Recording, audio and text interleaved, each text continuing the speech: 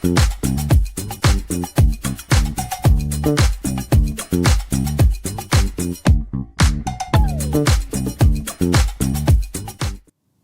morning, everyone. Happy Tuesday. We, of course, are bringing you the top trending stories across Dubai. First one being Dubai's property market closed 2025 with its strongest year sale on record. A resident has reminded the public that tips matter for delivery riders. And Kris Fade's plane landed exactly 1 hour before his live show. Will he make it? Find out soon. And Zeina, the Dubai Bling star, she's clapped back at Safa's shady posts, and a whole lot of drama ensued after that. And later on in the show, we're going to be joined by Yo-Yo Honey Singh, and he's kicking off his world tour in Dubai. In today's rapid weather report, it's mostly sunny with temperatures ranging from 16 to 24. But before we get into that and we get into the property market, because of course, everyone loves talking real estate, I'm going to ask you a question. Okay, are you a leave super early person or I'll make it somehow kind of person? I'm split between the both actually, because I have, my family, they tend to leave super early no matter where they want to go. So there was even one time when my father just dropped me at the airport by mistake, but 14 hours prior to the flight. Stop, 14 hours? Yeah, and I didn't know what to do. I couldn't even go back because I already checked in. So I've been growing up in a space where, we need to leave super early for no matter what we are going. Whether the gates open or not, we should be there. So I've grown up in that situation, but I think now I'm starting to live a bit off the edge where I'm like, okay, I'll make it at some point. I do make it. I don't get super late, but yeah, I do make it at some point. Honestly, I would love to be the leave super early kind of person. But determining by my puffy face this morning, it's not a vibe. But I tend to be I'll make it. Yeah. I'll make it somehow. We all make it, it's fine. We actually have a story today. The Kris Fade story is actually very closely related to what I'm saying right now because his flight landed just an hour before his live show. Very similar to this situation right here. We are here on a live show, as you guys know, as you guys are watching. And I'm the type of person of, let's see if I'll make it in time. Yes, you did make it in time. I was panicking a bit though, but I was like, best Farah. But no, yeah, I will always make it in time. Maybe not the earliest that I could be, but I really wish I was that kind of person that makes it early or leaves early. Every time I get into my car, on my way to anything, an appointment or something, I'm always like, damn, I wish I would leave early. I left early. I wish I left early, but that's just not, it's not me, unfortunately, and I'm really sad about that. But I will try to do better. It's a new year, still January 13th. Yes. I still have time to make that my resolution. Yeah, we are just the first month, almost. Yeah. We will try to, always make it on time and, that's really important, honestly. It says a lot also about your character and how you take things. I always want to be the type of person that doesn't. I don't know if you're just taking a dig at yourself. You're like, I'm not early, but it's very important. But it is very important to do that. I want to just try to focus on not leaving people waiting for me and all that stuff. So that's why it's very important. So ask yourself this. Are you the type of person who will make it early and you make it a point to be early, or are you just But I've noticed this thing where, so people who are super early, they do get annoyed a bit when nobody else is on time. Oh, that could be, that's probably true as well. But I've also, it's always, easy to take it a bit chill as well at times.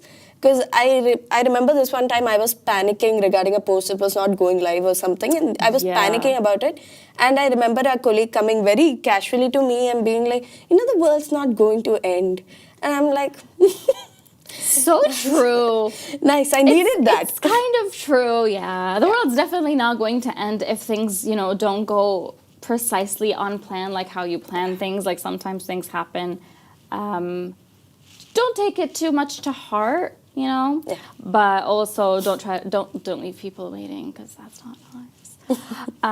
Let's jump into our first story for today. It's a very big one. It's Dubai's property market. It closed 2025 with its strongest sales year on record. So according to data from the Dubai Land Department, the total value of property transactions reached 917 billion dirhams in 2025, a roughly 20% increase on the previous year and the highest on record, supported by about 270,000 individual deals as both investors and residents showed strong interest in the market. The last 3 months of the year pulled in 187.4 billion dirhams in sales, which is officially the biggest quarterly total Dubai has ever seen. Even December kept the momentum going after big numbers in November and October. Hotspots like Palm Jumeirah, Dubai Marina, Downtown Dubai, Business Bay, and Dubai Hills Estate were some of the most popular picks, with both luxury and affordable units selling fast. Apartments in particular were in high demand, but buyers were active across the board. All in all, 2025 turned out to be a huge year for Dubai's real estate. Whether you're an investor or someone just looking for a place to call home, the market was buzzing. Honestly, I've seen so many numbers come out this year, but wow, I did not expect 917 billion. Yes, that's a huge number. Like I can't fathom the number just because it's so large. I just can't imagine it. But like it obviously makes sense, you know. Everyone's coming down to Dubai. I get it. And also the population's like ever growing and expanding, so I can kind of understand and justify that number. But have you noticed that maybe there's more people, there's more interest in real estate, are prices going up? Are you noticing any of these themes in your day-to-day life? Definitely. There's very visibly a lot more people here. But you know, I've always said this actually. One thing about Dubai that I've noticed is regardless of the number of the people that come in, they are always building policies to, you know, ensure that the flow keeps going regardless. True. So even when people complained about the traffic, there was the government deciding to do something about it, and they did it. They actually expanded many roads. They did a lot of good policies to make sure that, you know, life keeps going easy and smooth here. So that's one thing I've noticed. And also, I think a lot of celebrities just came in, like, so true. they saw the charm. We can't really blame them. Yeah. I was just thinking, like, when you just said that, I got visions in my head of the 1 billion followers summit. Yes. So many incredible people with large followers, all that stuff, celebrities, content creators from all over the world. They were all here for the summit, and it honestly was really good. But I'm just going to ask myself this question. Have I noticed a difference? Yes. As someone who's paying rent, I can definitely see that rent prices have been very not so steadily going up. But there's also the whole thing of like supply and demand. The more people come here, the expectation of prices going down because there's more there's more demand, less supply. You expect prices to start going down, but that's possibly not going to happen because people or experts of the industry, of real estate industry, they're saying that the population plus the deliveries of like new real estate, it's going to start balancing out. So prices are expected to still continue climbing. I'm in no means a real estate expert, but for some reason I keep a very close eye on this subject. It's very interesting to me. I don't know why. I've never been like a real estate person, but for some reason... Dubai does that to you. I think, yeah, Dubai really does that to you.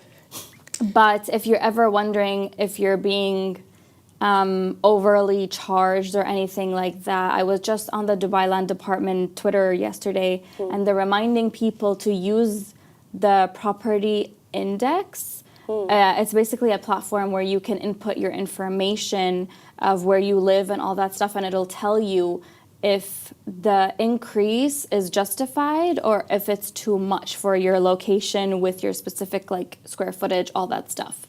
So use it, because I used it last year and my rent didn't increase by that much. Oh, that's nice. I'll probably use it again this year, honestly, because You don't want to pay extra for something that is not necessary. They will tell you if it's necessary or it's not.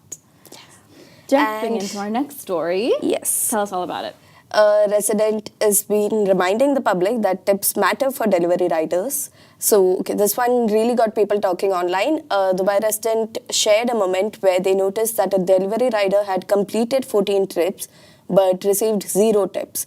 The post blew up pretty quickly, and with a lot of people coming in to say that it really highlights just how tough delivery work can be. Riders are out there all day out in the traffic and the heat, making sure that we get everything we want within minutes of a click. That's so true.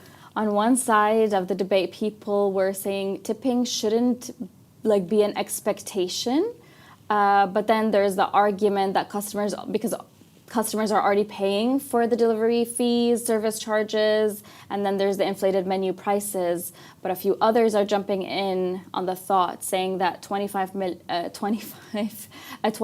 dirham deal can easily become 33 before tips and even 40 after. So why should customers carry that extra burden? But on the other side of the conversation, many people said that they do tip, just not always through the app. So some said that they give cash directly, while others mentioned offering a few small things like food, water, or juice just as a small way to say thank you. And beyond tipping, a lot of people really felt this was a reminder to lead with kindness. That's so true, honestly. It's really interesting to see. Is this part of it? I don't know. Yes. Yeah. Delivery riders help in more ways than we realize, navigating traffic every day, helping clear debris, and sometimes even stepping in to help out in public spaces. You don't even realize it, but we post it so much. So whether it's a tip, a cold drink, or even just a word, small gestures can really make a big difference. Yes. That's and so when you true. mentioned, I realized that people keep telling that, there's a lot of delivery rider stories, but it's like... There are, but because we highlight the community, right? And a lot of people also want to highlight the same thing. They want to show that these people really do go out of their way. They're not just there to, deliver and fulfill their job and call it quits, They're there, they do so much more. They help with the street. A lot of the times when traffic lights malfunction, they're the ones that step in and try to manage traffic for us. Honestly, really big props to them. And they always step up. They do such a good job. It's like I've been seeing that a lot, and it's like, it reminds me how much we also there's a lot of people who notice delivery riders going out of their way. And it's just a reminder that, that they don't just stop at, saying that, okay, my delivery is complete, I'm done with the job, bye-bye. It's like they actually step in. Many people say that they are the ones that run the city, and I totally agree with it. I 100% agree. Honestly, it sometimes feel like, especially when I order from noon minutes, the expectation is that they would be there in 15 minutes from placing your order. It honestly feels like they live in the building. Yeah. I don't know how quick they get everything delivered to me so fast, and usually never anything is missing or an item is misplaced or wrong. They get it right every single time almost. But the question that most people the debate around this was, should tipping be optional, encouraged, or handled by companies? You guys let us know. But what do you think?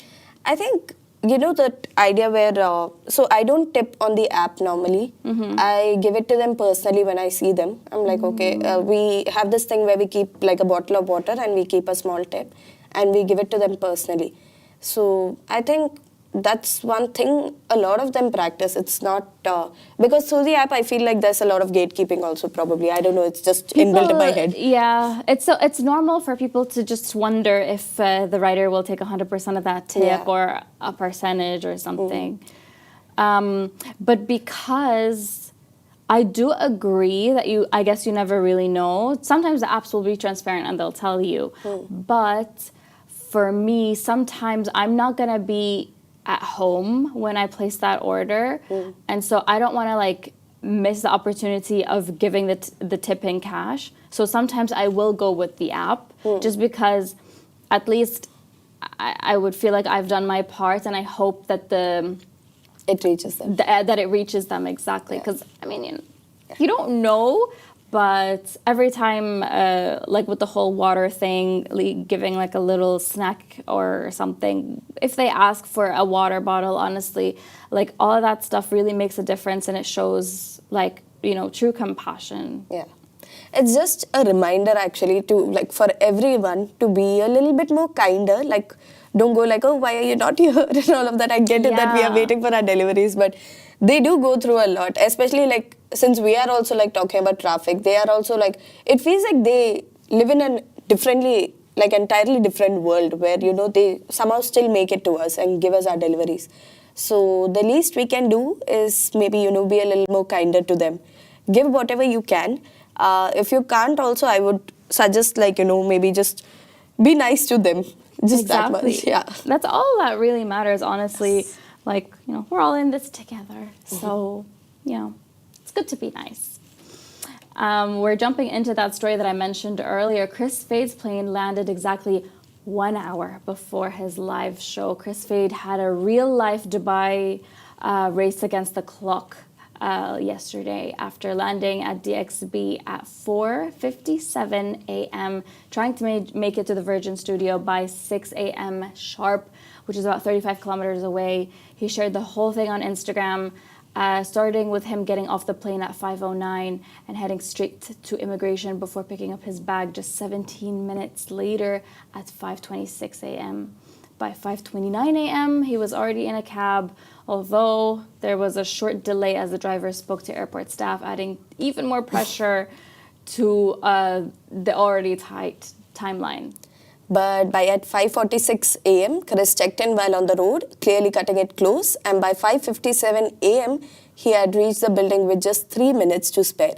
The big question was whether he could actually make it upstairs to the studio in time, and somehow he did. At exactly 6 a.m., Kris was live on air, turning his early morning airport dash into a full-on Dubai moment. Oh my God, Yes. this was such an incredible post that I didn't think I would see, because it somehow tests how long you have from arriving at Dubai International Airport to making it to your cab. And it goes by really fast, actually. Even though he did have, you know, he had his luggage and baggage claim, and he still waited to pick it up. This whole ordeal, it took him from 4:57 a.m. to 6 a.m. making it to work. That's incredible. Yes, 1 hour. I feel like I sometimes spend an hour at the airport waiting for my luggage. Yes, I don't know why it always happens with me as well. My luggage never shows up. I know, right? You're always done with immigration, all that stuff. Sometimes the line's not too long. I'm not talking about DXB, by the way. I'm talking about Egypt airport when I arrive at Cairo. And it always feels like I finish going through immigration with the lines and everything. Airport's not too big. It's okay to handle the walk. And then I get to the carousel and I'm waiting for my bag, and It never arrives. it doesn't arrive. It feels like I wait an hour for the bags to arrive. But that's not the case with DXB. Honestly, they handle operations super smoothly that you don't have to wait that long. I think they made it even more quicker now. They keep trying to make it even more quicker and quicker. I know, right? It's like they're breaking their own record.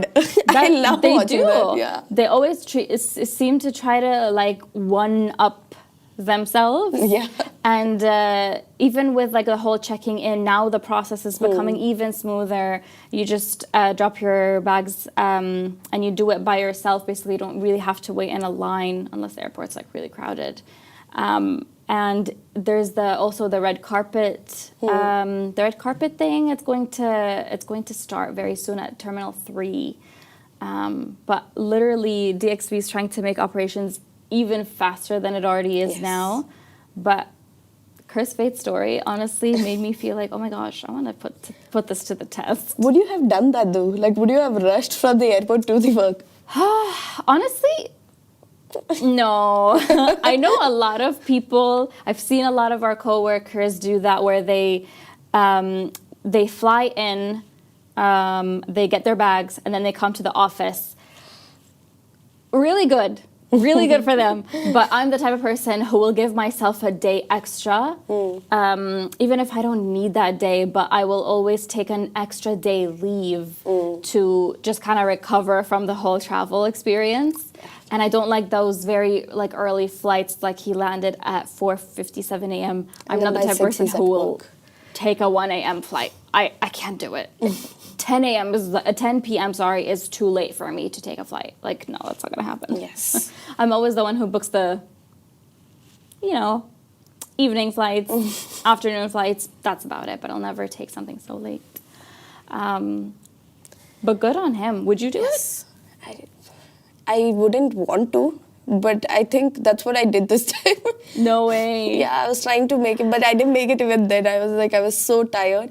I was super tired after everything, all the mix-up and everything. But because you had like a whole ordeal where the flight was delayed, that's when you... That's one more thing I noticed. Like in Dubai, I don't notice, like there aren't many delayed flights like that coming in unless there's some issue happening on the other end. True. So it doesn't happen here. But back at my home, I was in for such a surprise. I went to the airport. I was sitting there for I think over 4 or 5 hours. It just kept getting delayed. And that was the one time I came to the airport, like maybe 1 hour before the checking in and all. So you were probably panicking, like, I didn't make it early. And then I realized they were not doing it either. None of them were panicking. And I was like, why is this happening? And then I see it was all delayed. Like, okay. And then I think, so my flight was at night, but then I took it early in the morning. And then I was like, okay, this is not something I signed up for, but good. Yeah. As long as the flight's going cool. And at the end of the day, you managed to take that rest day that I always, pitched in for. I love those ones, and you made it in the next day. Yeah, a little bit more rested. Because imagine getting off a flight and then coming straight to work. I would have probably dragged all the baggage. I know, right? Like, do you have the mental capacity for that? Because I feel like I would be like shutting off. I just can't do it. You seem like you're shutting off already. I know. I don't know what it is today. I feel extremely puffy, but I will sort this after the show. Yes. And now, talking about sorting out stuff, Zeina has clapped back at Safa's Shady post, and a whole lot of drama came up after that. So, Dubai Bling fans, it's time to hop back on the drama because it's already started now. Safa and Zeina, they have officially unfollowed each other, and the situation seems to be a little bit too tense in the house. It all kicked off after Zeina appeared to clap back at what fans are calling Safa's shady posts. And to add fuel to the fire, Safa's been spotted hanging out with cast members who aren't exactly on the best terms with Zeina. So naturally, fan theories went into overdrive, and after loads of speculation, Zeina finally responded. She commented saying, "Too tall for drama, a day well spent with my people." And someone else also hopped along and commented, "Drama is super short," and Zeina reacted with a laugh to it. But yeah, Safa wasn't having it either. Under the Lovin Dubai post, which was shared yesterday, Safa shared her thoughts on Zeina's comments by saying, "Laughing at my height, point proven." So, yep, claps were clapped back, and now everyone's trying to figure out what really went down. Some fans think it's all just a PR teasing thing for the new season, while others are wondering how things are going to unfold now that Safa seems to have a new bestie in the mix. Either way, the tension is very real or very well played. We don't really know. So what do you think? Are we thinking PR stunt, or are we thinking we're about to find out what actually happened and why they had a falling out? Okay, I think they fell out. But here's the funny part. I have not watched a single episode of Dubai Bling. But I am very much invested in the drama. But you still know the drama? Yeah, it keeps popping up on my feed regardless, whether or not I follow it. So I didn't realize it initially, but I kept following the Dubai Bling stars without knowing they were the Dubai Bling stars. Oh, okay. So because they kept showing up on my feed, and I found her really funny. Yeah. So I'm like, yeah, okay, Safa, cool. I followed her, and then now I'm part of the Dubai Bling drama, regardless of me having followed the rest of it. Now you're gonna get the drama, even though you didn't necessarily watch the show. But it's really nice to. I like the show. Okay, I will be one of the people to say that Yeah, I'm sorry. I do like this show. A lot of people like love to hate on it, and I do understand the love to hate aspect of this show. Even our comments yesterday on the Lovin Dubai post, a lot of them were just saying, "Oh, who cares? Blah blah. Blah. This is probably just a PR stunt, all that stuff." I honestly really like the show. It keeps me on the edge. I want to grab some popcorn and watch it, and like, I love the drama. Yeah, I think shows like these are also important to like bring the balance, you know. So like, you know, we keep like reality is already there. We've got like a bunch of stuff going on. I think that's why a lot of these reality shows as well, like there's so much, like there's an entire fan base for it. No matter how much we like say, you know, nobody cares and we keep ignoring it. There's a huge fan base for all of these reality TV shows. And it's not really that bad a thing. I mean, we get to watch That's drama. the reality of the situation. Like, people will love to hate on it, but reality shows, like you said, they have their audience, and like, I personally really like it. And even though it has its what's anti-fans? Don't ask me these questions early in the morning. You're right, it's too early to talk about it. But whether they had an actual falling out or not is, I don't know. I think it seems genuine, actually. If it is genuine, I would obviously prefer that it not be on the air and it not be like shown off or publicly talked about so much. Just because this is personal between them two, and they obviously were extremely close, like we saw in the first 2-3 seasons. So it would be quite a shame if they are having a falling out, but people are thinking that it's a publicity stunt, right? If it is, very well played.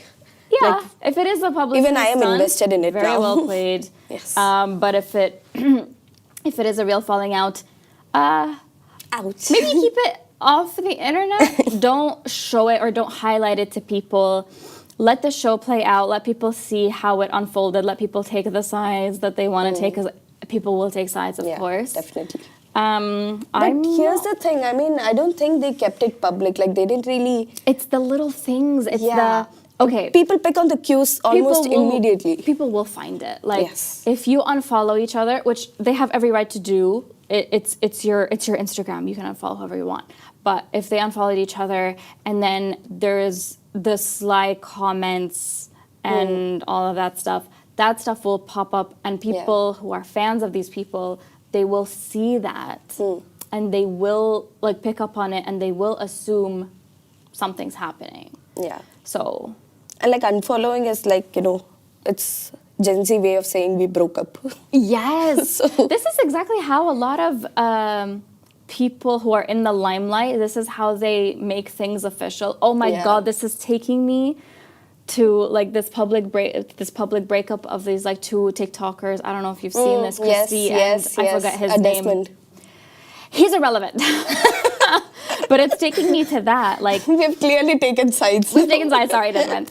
But like, people who have very public lives, they have to sort of release these public statements and make all of that effort to tell people like, oh yeah, like I've done this, I've made a mistake. Desmond, I think he released a story or something yesterday. It was like a public apology to Christy and obviously to people that he's disappointed, because obviously a lot of people were very upset because this was one of their favorite couples, and I remember saying that these are one of my favorite couples. If you don't know what I'm talking about, just quickly search Christy and Desmond. You'll get the tea, but you've probably already seen it because it's very public. It keeps popping up on the feed, by the way. I've noticed it now that, you know, soon after the news went out, so I wasn't following Desmond, I was following Christy. I'm not even following either of them, I've just seen their videos. It keeps coming on the feed now because people are going back to the old posts, they are looking for the both, and they are commenting under it saying, you know, sharing their support for whoever it is.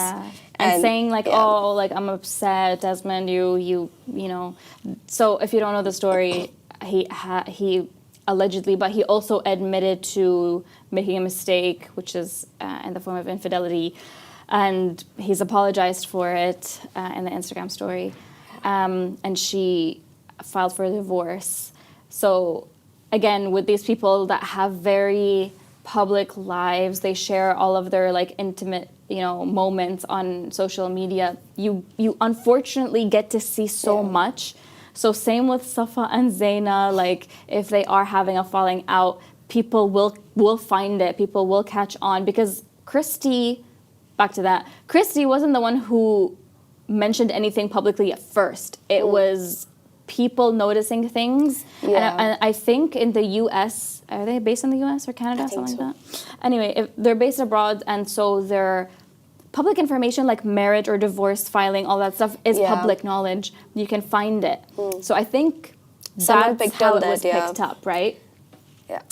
So, I mean, Zeina, Safa, I mean, we will find out more, I guess, in the next season. Yes. And later on in the show, we are joined by Yo-Yo Honey Singh. He talked a lot about his tour that's coming very, very soon. Do stay tuned because he talked a lot about his fandom, his tour, and loving Dubai. So stay tuned to find out what happened.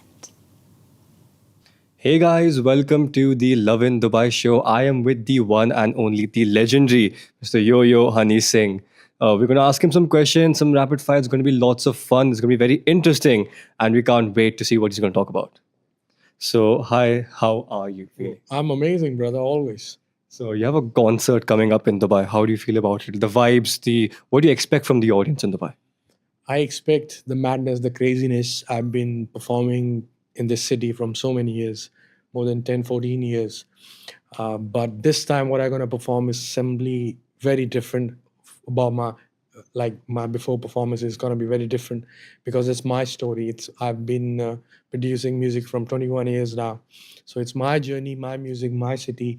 I'm going to love in Dubai because it's my city. And I must say that all of my friends who lives in Dubai, the Indian guys, we always used to say that Dubai is the best city of India.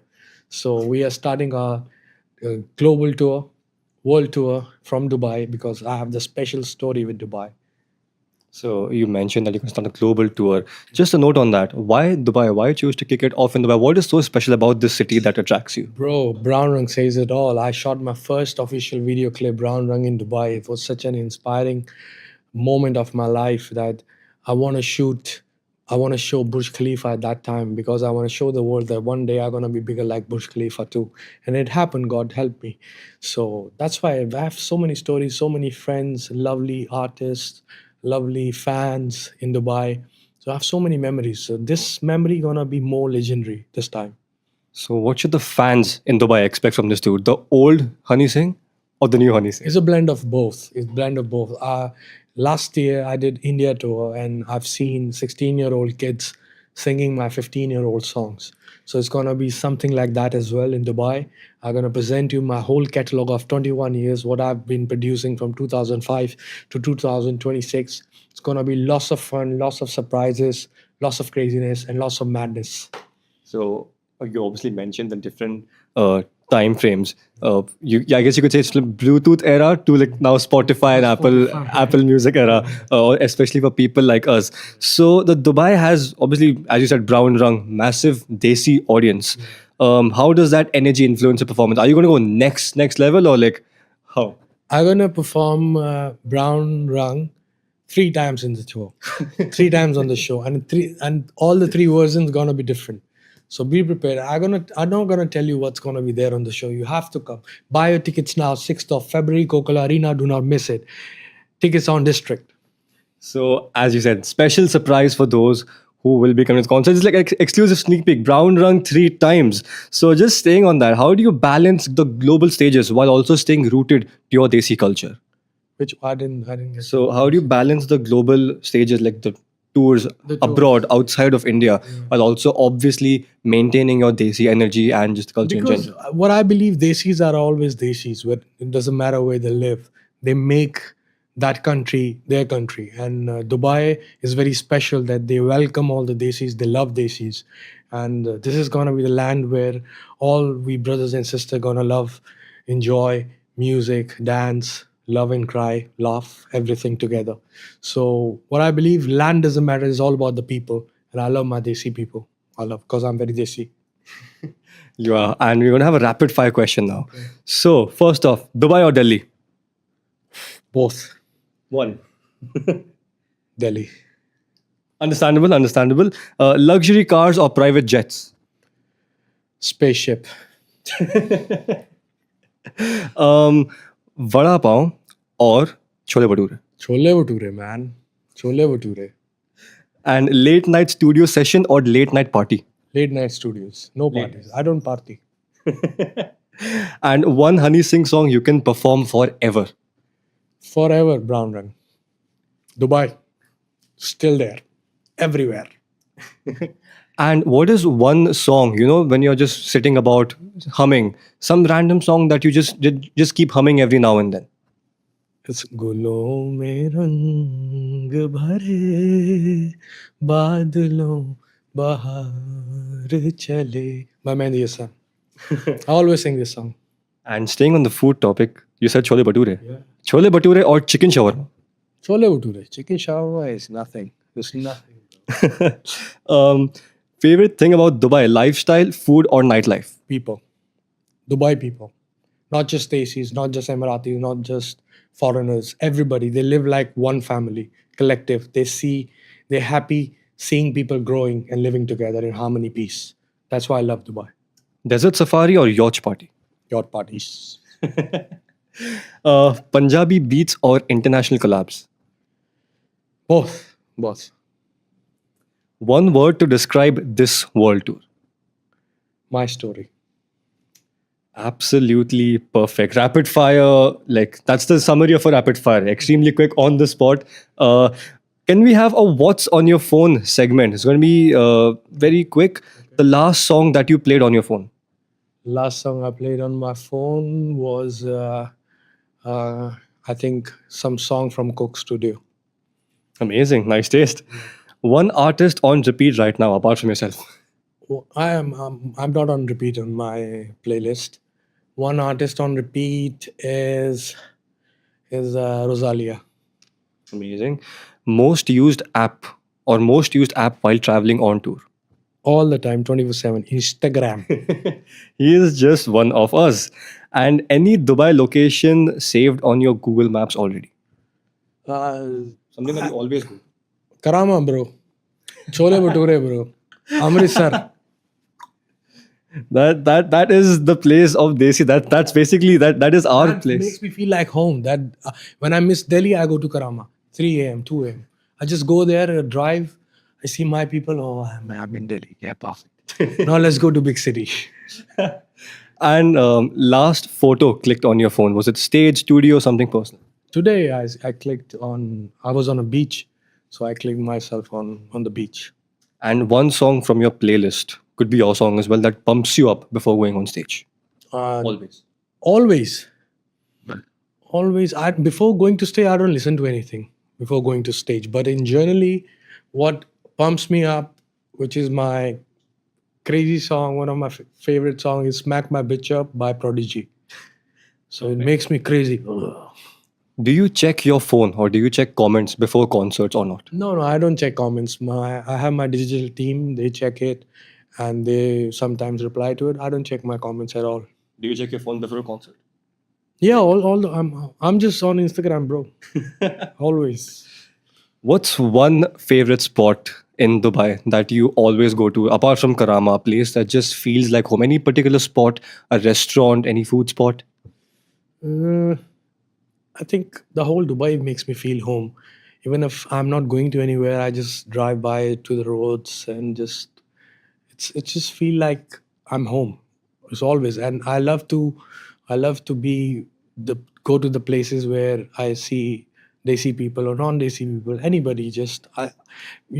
For me, it's not about the place; it's about the people. It's about the human psychology living in one land.